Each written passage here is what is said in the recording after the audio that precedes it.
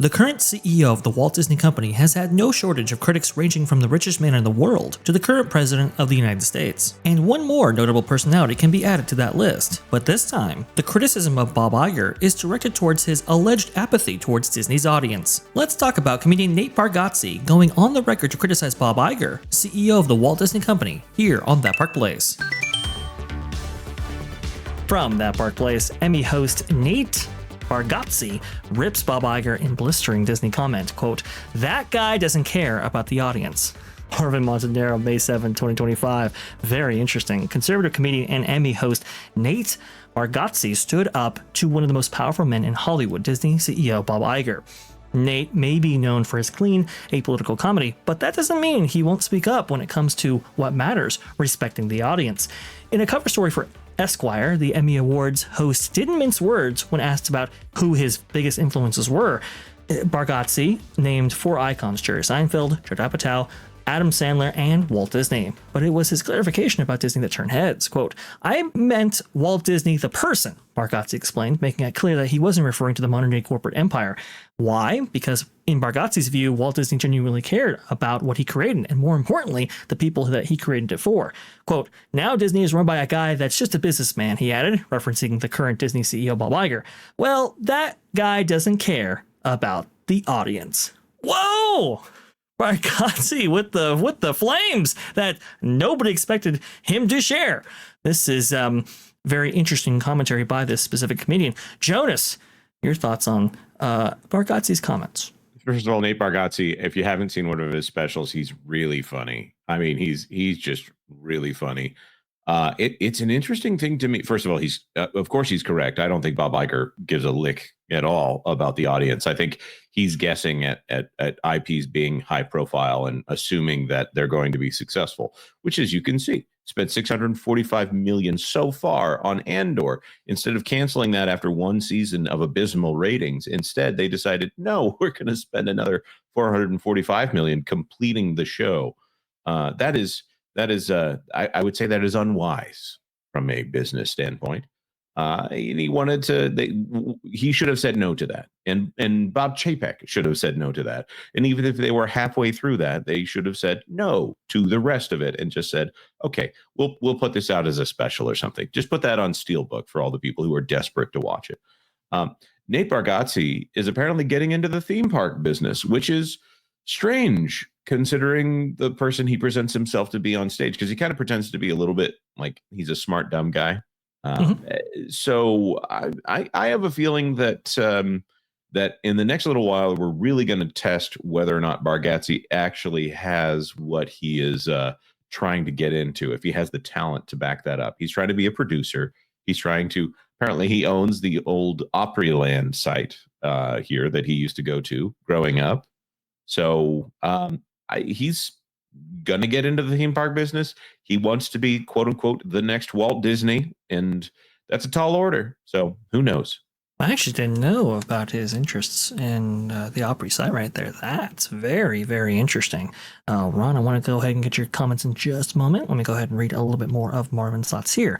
That blunt statement landed like a thunderclap in an industry long accused of putting shareholders ahead of customers. And coming from Bargatze, someone with a reputation for avoiding controversy, it's even more damning.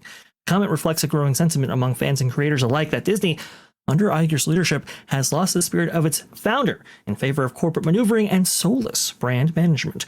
Under Bob's leadership, Disney has become emblematic of the corporate shift away from storytelling and towards IP acquisition. Since his return as CEO in late 2022, Iger has faced criticism for leaning into politically charged content, greenlighting reboots filled with ideological messaging, and alienating core fans with a series of decisions that prioritize investor optics over audience satisfaction. Ron, your thoughts on all of this? So before I get to that, I'm looking at the picture and I'm looking at the girl's hair, and it looks awful. What did she do? Cut her hair with a lightsaber or something? like looks like she just bent over and went I don't know. Anyway, the comedian is wrong about one thing, as Josh Hammond pointed out. Iger isn't even a businessman; he's just a weatherman, and I don't even know that he was ever a meteorologist. But weathermen are notorious for not being great at predicting the weather, and Bob Iger, I think, has been very much the same if he's trying to predict the audience response on any of the things that he's been doing over the last 15, but especially noticeably in the last 5 years. Whether it's like honestly, who in a million years would have thought that the Disney Corporation purchasing Pixar, Star Wars, Marvel, and Fox would have taken those brands and literally run them into the ground? Nobody could have predicted that. Everybody at the time, oh wow, Bob Iger's, look what he's doing. He's buying Star Wars. Oh wow, he's buying Marvel. Oh my gosh, this is amazing. And the MCU even had a pretty decent run for a little bit. But then, wow, what I have never seen any company go off the rails the way the Disney company has, with parks, with entertainment, with just about everything. It's like Bob Iger has the opposite of the Midas touch. He, instead of turning things to gold, he turns them to dirt, which is maybe why they're about to go play in sand. I don't like sand. I think it's irritating and it gets everywhere, but that's beside the point. I think he's right. I don't think Bob Iger gives a rip about the audience. Walt Disney, again, I say the same thing that this comedian says. The coolest thing about Walt Disney is he didn't care about money. He cared about the audience and he cared about the products that he was putting out. Walt's whole thing is, I want to create something amazing and new for the people to see. Like when he created Snow White, nothing like that had ever been done before. I'm talking about the original hand-drawn cartoon masterpiece. I don't know what he would think of modern Disney. I think it might make his head spin, honestly. It is heartbreaking if you are a fan of Walt Disney and all that he did and all he built in his lifetime, to see what Bob Iger is doing with this company. It is truly heartbreaking. And I still hold out hope that one day things may change and a new leader may emerge that will get an Eisner Wells era again.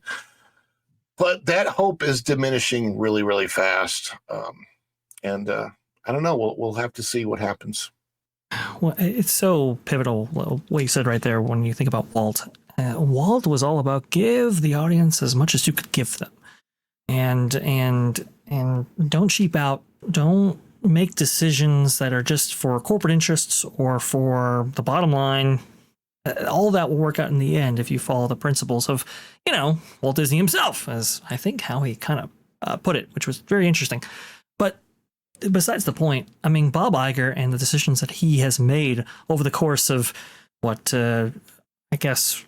20 years at the helm, other than that brief stint with Bob Chapek right there.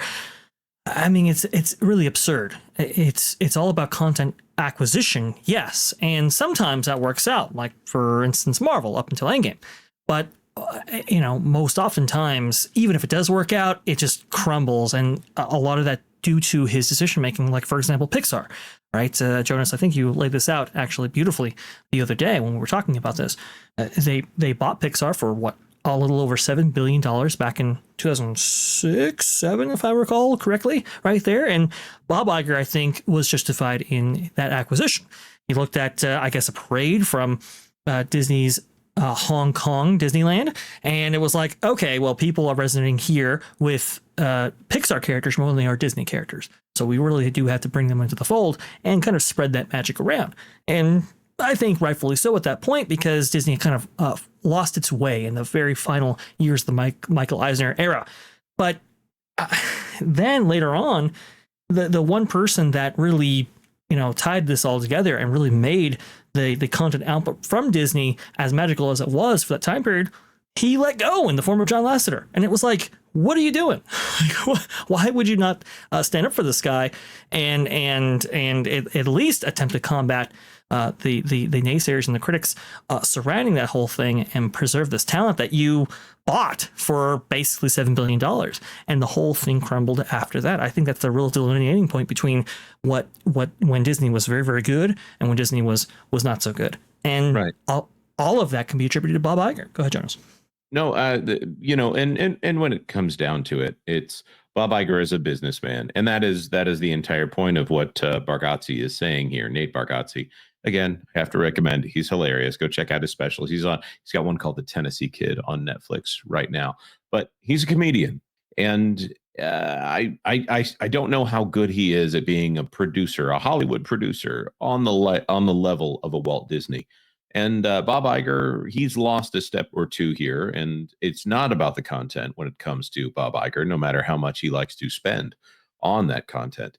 It is about whether or not you can make an entertaining product. And as much as Bob Iger insists that he is the creative force behind the entire $160 billion organization, that's not how this needs to work when you have multiple studios underneath you. I think that I'm interested in seeing what Nate has coming around the bend, and one theme park or two in the Nashville or maybe the Pigeon Forge area. Who knows? I'd like to see it. As we all would like to see that. That sounds pretty good, if I'm being asked. Albertus Magnus 44 with the 499. If Bargatze is smart, he will surround himself with talented and competent people. Even Walt Disney could not do it alone. I hope he succeeds. That's a fair point right there, and I agree wholeheartedly. Thanks for watching That Park Plays News. For more information, consider checking out www.thatparkplace.com. And don't forget to subscribe, share, like, and send this out on your favorite social media accounts.